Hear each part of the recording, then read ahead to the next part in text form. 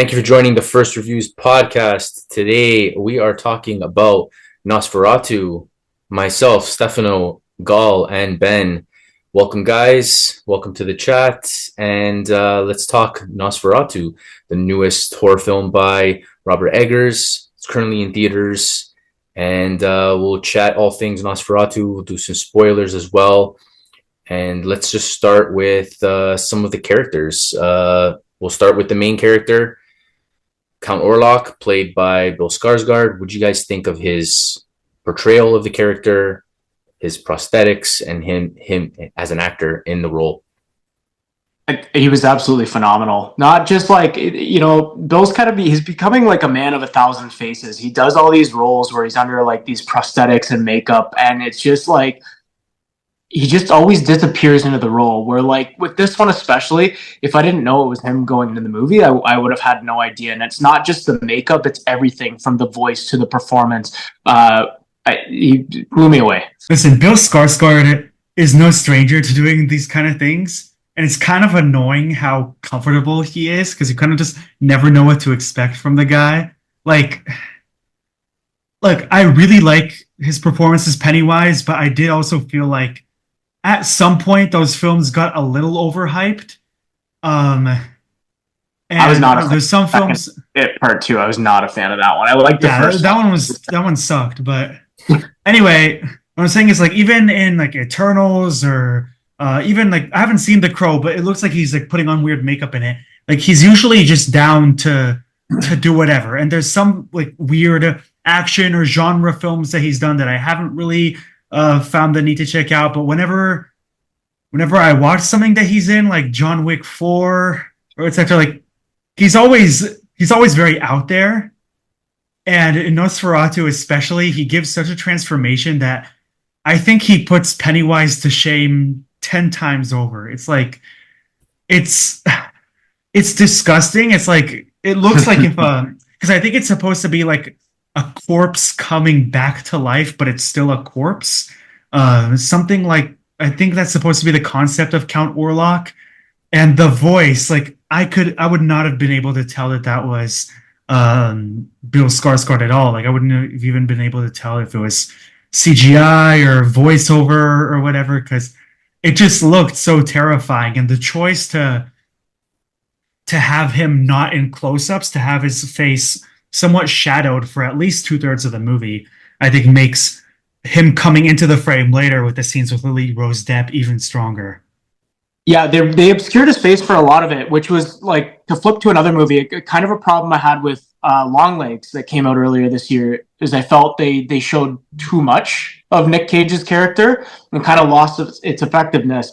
Whereas with this, I felt that it was the perfect amount. They keep him hidden and in the shadows, and in longer, further away shots. And then when you do eventually get to see him, it's worth that buildup. It's terrifying.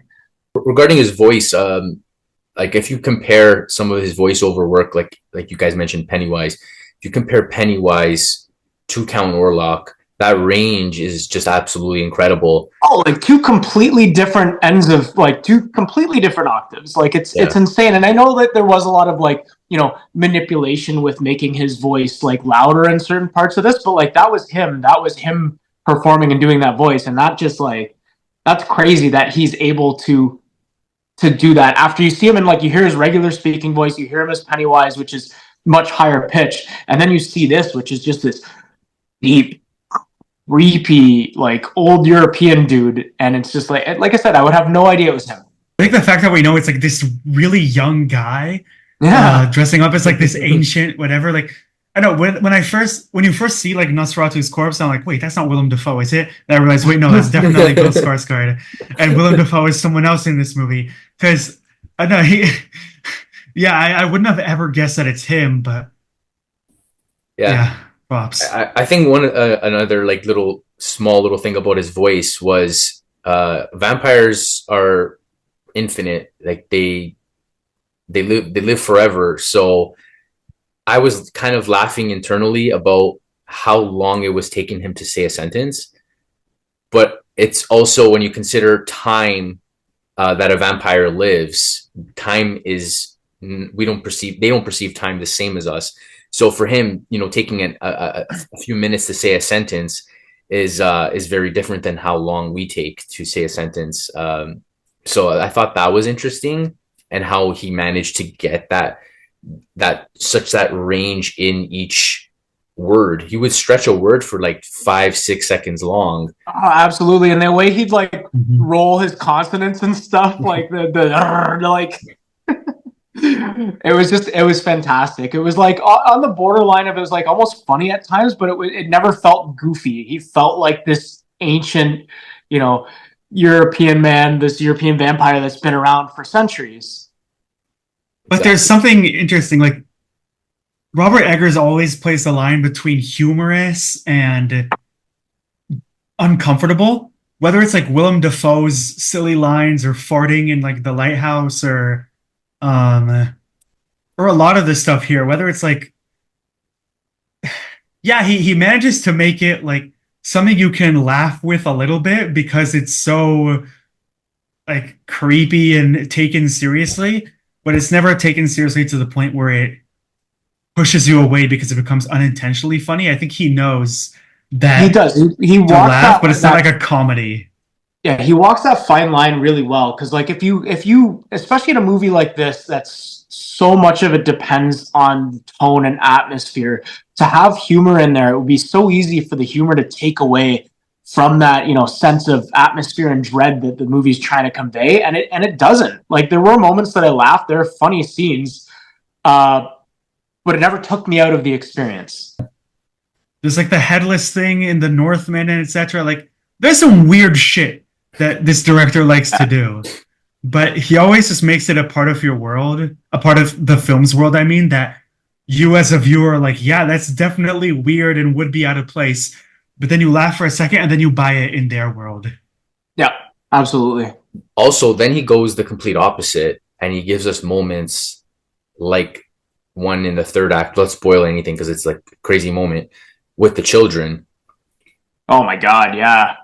The fact that you can give us moments on opposite ends of the spectrum like that and not take us out of the movie is job well done.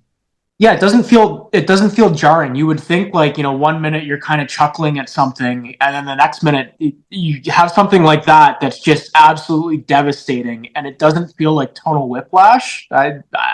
That's super impressive. Let's jump to the next character, Lily Rose Depp as Ellen Hutter, who is obviously the second main character in the movie. And let's talk about her character, her portrayal of the character, and some of the really crazy things that she does physically in this film. I will say this. I just checked. Besides the King, which I saw a while ago and don't have like the strongest memory of. This is besides that. This is the only thing I've actually seen Lily Rose Depp in, and I gotta say I was blown away. Like the first scene really sets the tone because from the first scene, like the first scene is maybe 15 seconds long of like Robert Eggers horror stuff, and from there my jaw was already like dropped, and her acting, all the physical stuff, like it's like Linda Blair in The Exorcist level, at least, and she never makes you feel like you're acting.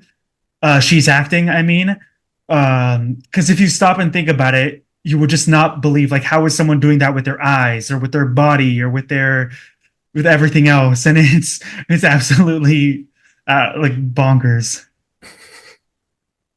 Yeah, like as amazing as Bill Skarsgård is here, I think Depp's role was a lot more demanding, and especially for somebody that's not. I know she's been in stuff before. I haven't seen her in very much, but she's still newer to the scene than a lot of these other well-established actors. And for her to give the kind of performance that she did, that stacked up against and even overshadowed a lot of the other actors in the film, like that, really impressed me.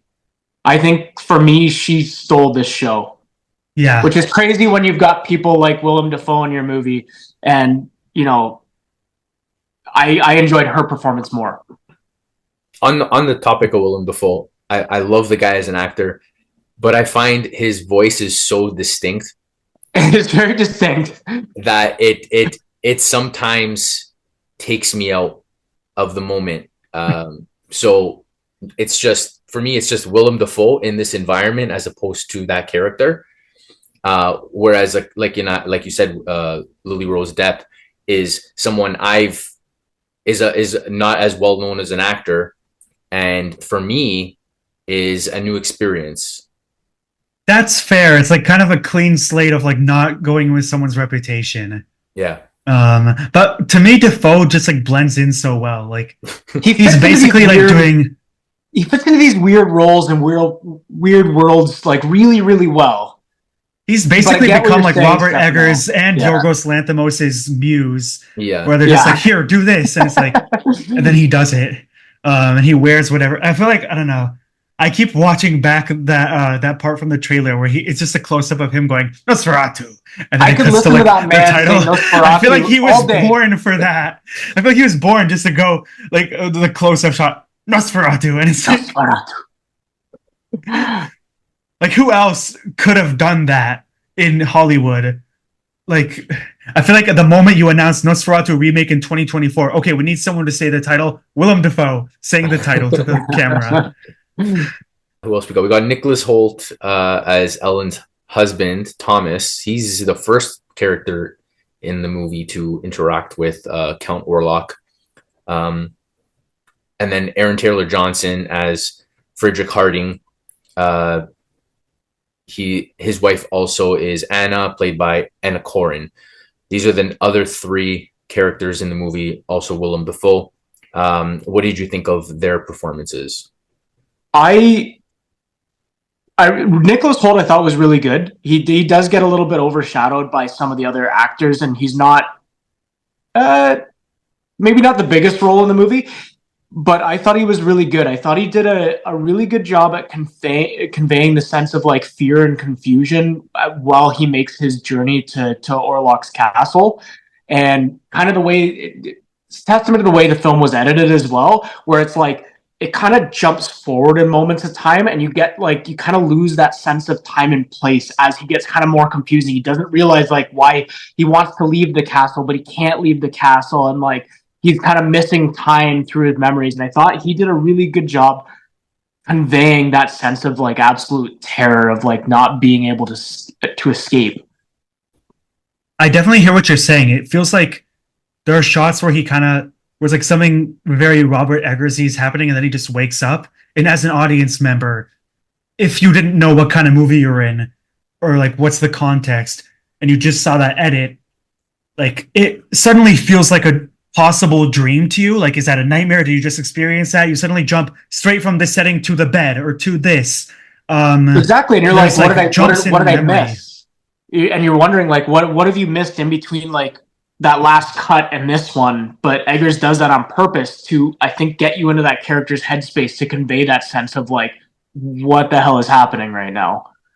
Yeah. I also loved how Hoult starts out as the protagonist as we follow him, going through the village, going through the weird ritual, and then going to the castle. And then soon we realized that the story was really about Lily Rose Depp. Because for some reason, I thought that the opening scene was like a dream sequence, and I didn't realize, like, no, she actually, like, this is how the connection started. But it was her story all along, and he just sort of... I might be digging a little too much into it, but I did see it as sort of like Robert Eggers looking at, or whoever wrote the source material, looking at, like, the typical, you know, position of a patriarch or a family man or a husband, you know, going off to like do the dangerous job. He sort of like leaves his position as a husband to go do this thing, and he's like, I have to get home. But Count Orlok's kind of like, you left, but you can't have both, you know. So that, like, he sort of gets punished, and the family, this comfortable family dynamic, sort of gets broken apart because of his decision to leave, even though his wife was kind of like, no, don't go. He awakens this thing. But then it becomes actually all about Ellen all along, because this is actually something that was in her all along, and sort of destiny, weirdly, like in a very dark way. Count Orlok's always been connected to her. Moments in the first portion of the movie where it was Thomas's journey, they indicated to us how long that journey was supposed to take. They said it was going to be a 6-week journey. So that indicates to us how long he's been on. He is under Count Orlok's control for. They didn't necessarily say it was going to be a 6-week. Like they said, 6-week. I assumed there and back. So he was going to be there for a few days, but it didn't seem like it took too long to get there. But he had already started falling under Count Orlok's control as he was getting closer and closer to the castle. Yeah. Which really shows us how powerful Count Orlok is. Even when he's in the village, he starts having those those kind of fever dreams where he's like, something's not right here. And just the fact that he's going along with things, like when he's riding down, beautiful shot by the way, but when he's in the on the trail in the forest and the carriage just pulls up and the door swings open and he's just like, okay, yeah, no, this is normal. I'm just gonna hop in here and go to the castle, stuff like that, because he's already entranced by him. Yeah. And thankfully, I feel like we're entranced with him. I feel like, look, I haven't seen every single Dracula movie. I haven't seen every single Nosferatu movie, and I know the original Nosferatu is so much shorter. Again, I haven't seen it, but the original is so much shorter that Eggers probably got a lot to expand with here. But I feel like, from what I can recall, this is definitely the most chilling adaptation of the story, the one that puts you in this position the most of not just discomfort, but being transfixed by what you're about to see. I genuinely, once you understand what the climax is going to be in this movie, I felt a feeling of like kind of being terrified of what's about to happen. Yeah, there's this constant sense of overwhelming fear that is plaguing us, and there's also the plague in the movie. Literally, but it constantly is growing, and we get that with those fever dreams that everyone is constantly getting. And as more and more people are experiencing this in the movie, we're experiencing it as well. Watching the movie, feeling uneasy with his editing, like you guys mentioned, and how he edits the movie in very quick, jarring cuts for us to feel that experience and not really knowing where are we, how do we get here, and why are we in this particular moment? Is this moment real, or is it also a dream as well? Aaron Taylor Johnson has had a legendary month. He went from Kraven the Hunter coming out, and then a week and a half later, this movie comes out. Like, I don't know if that's considered a comeback or not, but... Well, you want to talk about like having like an actual good month. Nicholas Hoult, within the last 6 weeks, has had like 3 pretty bangers. Well critically acclaimed movies come out. You got Juror Number 2, you have The Order, and now Nosferatu within the span of a month and a half. And interestingly, I feel like those 3 roles are the ones that I've sort of been, not particularly, but like before having seen them, that was sort of like what I've been aching to see him in, whether it's like the likable protagonist in Juror Number 2, or the protagonist in like a big film like this, or undergoing like an insane transformation in The Order. I think I don't remember how active he's been like compared to past years, but I feel like this is a feeling of like with these 3 movies, he's kind of back. And then Superman next year. Oh, fun fact, he also did the Garfield movie. This year he did the Garfield movie. I feel like when you take on roles, I assume actors don't know, like they don't question how this movie is going to be, looked at or critically received. They jump in a role because they feel like they can do it, or it maybe allows them to portray a different character. But I feel like actors need to have some sort of backup plan in the event that a movie absolutely fails. So like Aaron Taylor Johnson with Kraven, thankfully he has this movie coming out, which will change public perception of him and help us forget that character that he played. I think it also helps that Kraven bombed at the box office. Like, not a lot of people are gonna have to. Hasn't Nosferatu already outgrossed Kraven or something? It has, Nosferatu is doing really well. which makes me so happy considering like I think it's already almost at the entire theatrical run of The Northman. It's probably already beat The Lighthouse. And it does have like the boost of people have heard that Nosferatu is a thing for, I guess, 100 years, but you know, it's still like It's still generated relevant. a lot of You've even hype just got, based like, on the director. yeah, you've got like Robert Eggers, so you've got all the like the real cinephiles going to see it. But like Nosferatu's like you said, he's pretty well known. I was watching a video the other day, and I guess there was like it's pretty popular with like SpongeBob viewers. I guess there was like a Nosferatu episode. So like you've got like all of these like younger audiences that are familiar with Nosferatu from SpongeBob, which I find is hilarious. Yeah, my theater was completely full, and it was actually a lot of young people my age.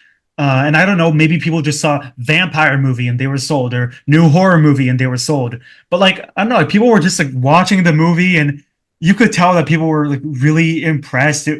I'm sure there were people who were thrown off by like, you know, eating a bird's head off or whatever, but I think people like knew what they were in for, and it has this audience. And I like that this feels like, I wouldn't say this is Eggers' most accessible film. I think The Northman is still probably a little bit more like straightforward accessible than this, but this kind of walks that line really well of like, okay, I want to be able to appeal to a wide enough audience for this to be successful, but I don't want to lose my creative voice, which he doesn't. This very much feels like an Eggers movie, but for somebody going in that's not familiar with his filmography, I think you could still sit and really enjoy it. And yeah, there's a lot of weird stuff in there, but it's not to the point of like The Lighthouse, which would put a lot of people off. I think I'd never felt like Robert Eggers was sacrificing any of his Eggersness. Like there's still, you know, necrophilia and like all this stuff that makes him like there's always something weird. But I feel like he doesn't he's gotten to the point where he just gets a bigger budget and a bigger scale to tell his style. Sort of like, I wouldn't say, you know how Poor Things suddenly, you know, got a much bigger audience than Yorgos's other films, and a lot more people were seeing it, made a lot more money. And I wouldn't say like Yorgos was doing less of his weird things there. It was just more money and more hype and big stars and etc. Sort of, that's how I sort of see it. Like, I remember when The Northman came out, people were complaining that it wasn't available in their area. Like it didn't have a wide enough screening for the appeal that it was getting in the film community. Yeah, because I mean, it's, if you look at it, it's like, for a lot of people, it's their least favorite Eggers film. It's actually my favorite. But I feel like it should have done better than it did. I know it didn't have like a ton of star power. Northman? Like The Northman, it doesn't really have a ton of star power. Like Alexander Skarsgård is like well known. He's a great actor. He's not somebody that draws people to the theater. Yeah. But like for how, like, I don't know, it's just it's sad that we live in an age where you've got this, like, it wasn't a crazy huge budget, but this big budget, you know, Viking revenge story, and it just like absolutely bombed, and it shouldn't have. It broke even technically only in the VOD.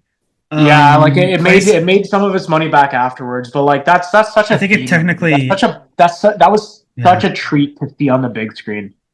Yeah, I went opening day because I think it came out in the same day as like a bunch of other movies, and I was like, no, this is priority.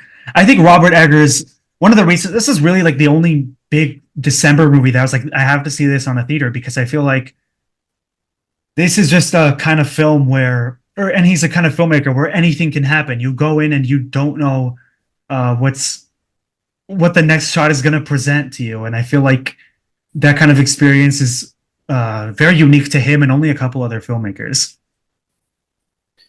Let's talk about, since we're talking about Robert Eggers, let's talk about his directing style in this film, and his use of, you know, shadows, his use of the coloring, those moments of like moonlight. What did you guys think of his choice and those particular moments of like shadows and moonlight? I really have to commend him for what he did here. Like, an increasing trend with modern, not just horror movies, but modern movies is like, if you've got a nighttime scene or a dark scene, it's it's so dark that you just can't see anything. And that's been such a trend with modern movies, and I hate it. And I miss artistic lighting. You know, when you've got that nice blue moonlight, you don't really get that anymore. And he went and took that to the max. And like, I love how every shot that takes place at night, which is most of the film, is just bathed in this like beautiful, like bluish gray. It almost makes it look like, you know, black and white. It just looks so good.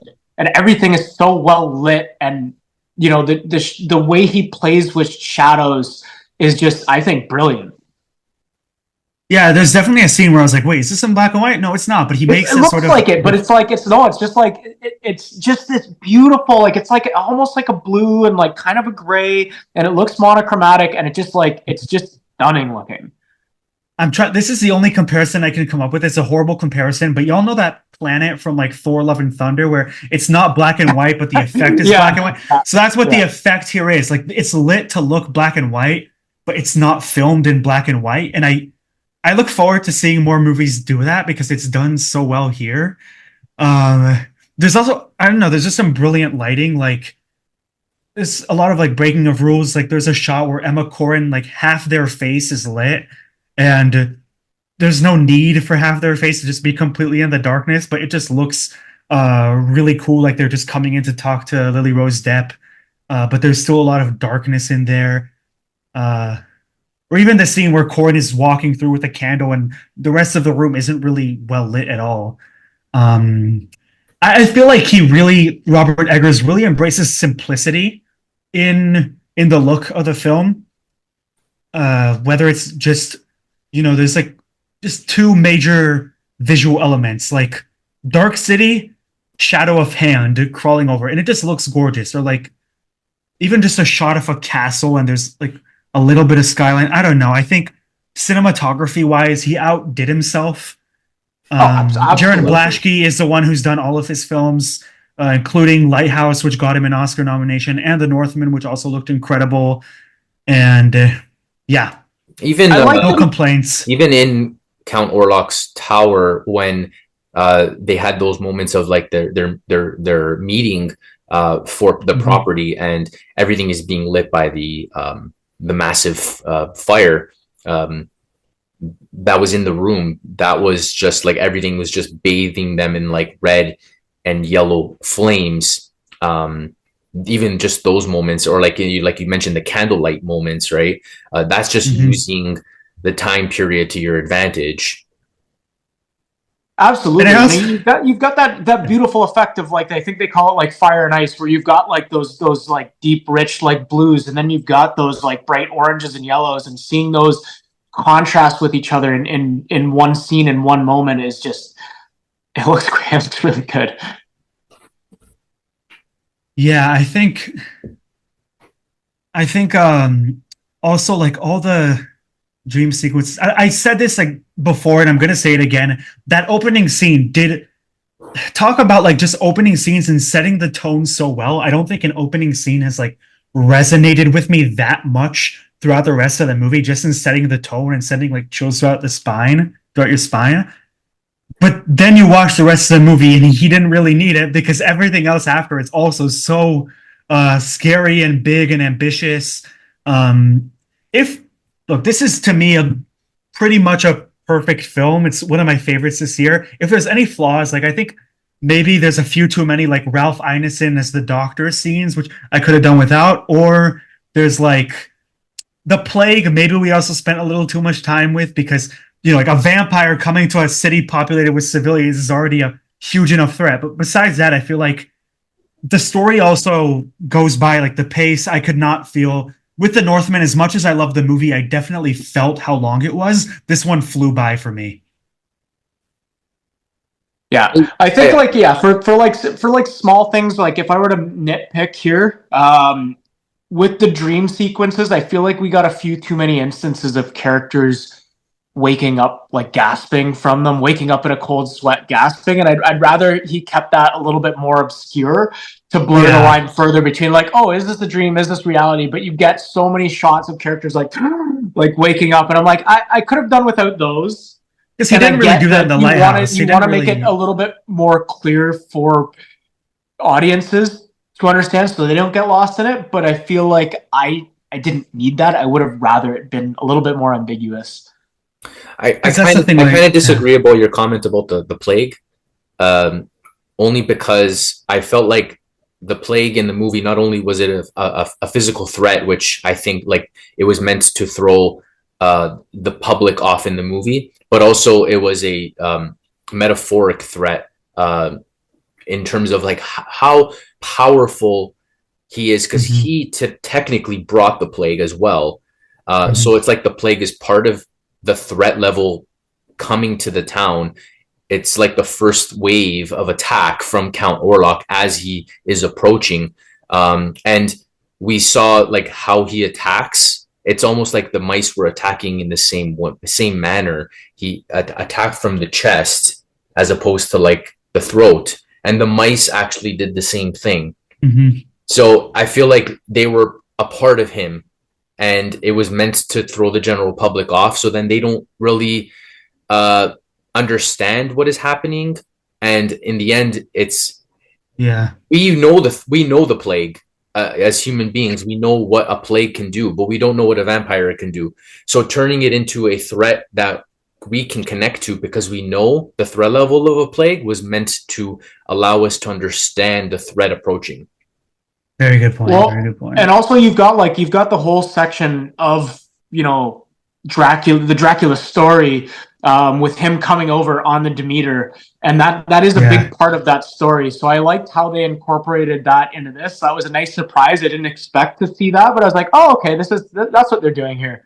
And I like that you've got that leading from his journey through the city, and he's coming over on the Demeter, and he's bringing the plague over on the same ship. Yeah, exactly. Okay, y'all have convinced me over there. Also, like, I pieced that together later. Oh yeah, that was from Dracula, because there was a movie last year or 2 years ago. Yeah, last voyage of the Demeter. It wasn't a very good apparently movie, took a Dracula. Yeah, I haven't seen it. I heard people didn't really like it, but it was fine. Just think about how many different Dracula things they've done, just even in the last couple of years. Well, and that's like, it's crazy that movie was just like, it's just one chapter of the story that they stretched into a film. So I like that, you know, this kind of felt we didn't need the whole ship voyage, but I like how it was put in here. You know, not that I'm a Dracula expert, but like I recognize that part of the story. I'm like, oh, what a nice surprise that they have that part of it in here. I think, besides like I've seen Renfield, but like the most accurate Dracula adaptation, the only one Faithful. that I've really watched is like Bram Stoker's Dracula from Francis Ford Coppola. That's the only big one that I think I can remember well. So it's easy to make connections, but I feel like that movie does occasionally lean into camp with like Keanu Reeves' performance, or it looks good, but like how big it tries to get. And this one is, the spectacle is a lot more effortless, I feel, in Nosferatu. Yeah. Oh my god. Fantastic. The use of like, it was very like string forward, but the use of like those like plucky music box and instrumentals, just heightening the just creepy nightmarish feeling was fantastic. And then you've got like these quieter moments with the score, but then when it needs to, you get these big sweeping swelling moments, like the whole daybreak sequence at the end.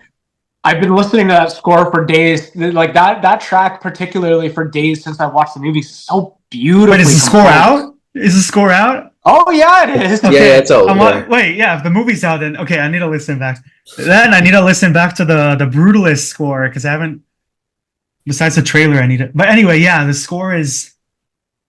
Yeah, well, I felt like for a bit of the movie, I was just taking the score for granted, and I was realizing like this is like a much more of a step up than even his other films' scores. And I already loved Robert Eggers before this, but I think you can tell this is now, I only saw it 2 days ago, but this is now my favorite of his. Yeah, I mean, your comment about the score. Sorry, go ahead, Ben. I was just going to say, like, what you said about the score, taking it for granted, I think that's a testament to how effective it is, because if you're not noticing it and it's not pulling you out of, you know, the atmospherics of the film, that's the score doing its job. It's part of the immersion. You're not like listening and going like, oh, this music's really good. It's just it's part of what draws you into the film. Yeah. I agree. I was in the exact same position because I didn't. And scenes later, I was when the scene slowed down. I was paying attention. I was trying to ask myself, why was I feeling a certain way? And I found myself gripping the seat, gripping the handle of the seat, and I was mostly entranced by the visuals of the movie, but forgetting that it was the sound and the score that was taking me there. So re-listening to the score after definitely helped me relive some of those moments. So Yeah. it is a testament to how good the score was. To me, like, yeah, a good score to me can overwhelm without distracting or taking away from the material. And I think back at, some of the best scores from this year, Dune Part 2, The Brutalist, Conclave. There are parts where you find yourself noticing the score, but it's never in a way where it takes over or feels unfitting. And I think Nosferatu, the music always elevates or feels like it's an inseparable part of the editing and the pace and the material, the actual events that are happening. I agree with you because as incredible as the scores are for Dune and Conclave, I remember them in the moment. So that shows you that it's not as connected as this film is as a whole.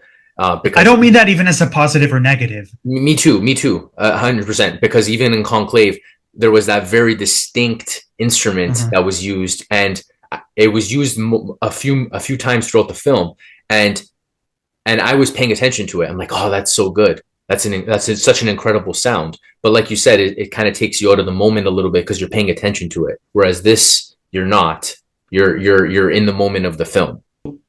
If we want to get into spoilers, towards the end, let's just say a lot happens.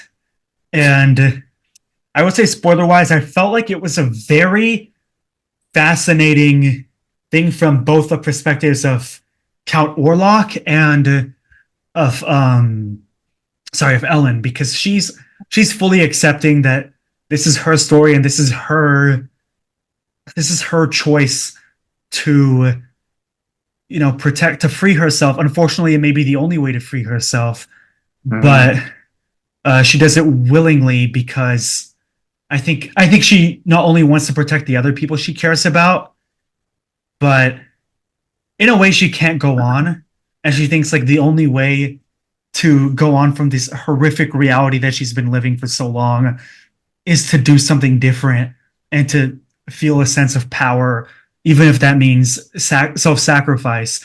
From Orlok's perspective, I think the scene's even at least as fascinating because he's been so obsessed and he can't let go with his obsession. But when he's finally with her and she finally willingly gives herself up to him, he's obsessed and he's infatuated with her, but I think he finds himself this incapability to love. And I think that's what's so fascinating, even under all the makeup, that you get that feeling from this terrifying character. I think that moment there, that moment at the end with them two is from Count Orlok's perspective. It's he's consumed by his own desires. He is like he's so consumed by his own desire that he doesn't realize that this is it. This is the end. Like and he keeps going, knowing that it's gonna be the end of him. But yeah. Can we talk about that shot? Right, there's like maybe like in a movie full of like just absolutely gorgeous shots. That shot of the sunlight hitting him and his face just shrinking in and the blood pouring out of his eyes and his mouth, and it's like it's like a horrifying shot, but it's so beautiful. It looks so good. And then that shot like from above of the two of them in the bed is just just wow. Yeah.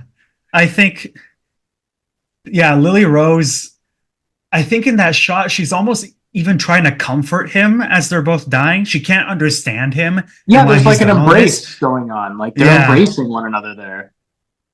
But she comforts him because, again, she doesn't understand him, but she does it because that's who she is. Also, they don't like overdo the vampire thing. We've seen vampires getting burnt so many times. And there's always been like screaming and stuff, and they don't overdo that here. Here it's more of like a just turning to stone or whatever you want to call it. The visual effect there was so like it was very subtle, Yeah.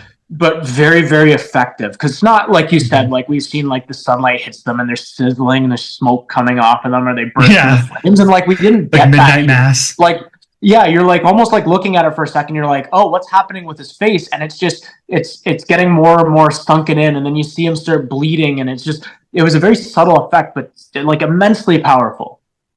This is also the brightest, one of the brightest shots in the film. Yeah, in a movie that's so bathed in darkness, you get this like just bright, glowing sunlight, and that's the first time that you really see his face fully lit. And it looks nothing and like Nicholas, yeah. And then with Nicholas Hoult running with that music, oh god, still thinking that there's something he can do to save her. Go listen to that track. That whole I'm going track, back now. 7 or 8 minutes long. It is absolutely phenomenal. Because he still thinks there's some way that he can save her, protect her. That's what he can't accept.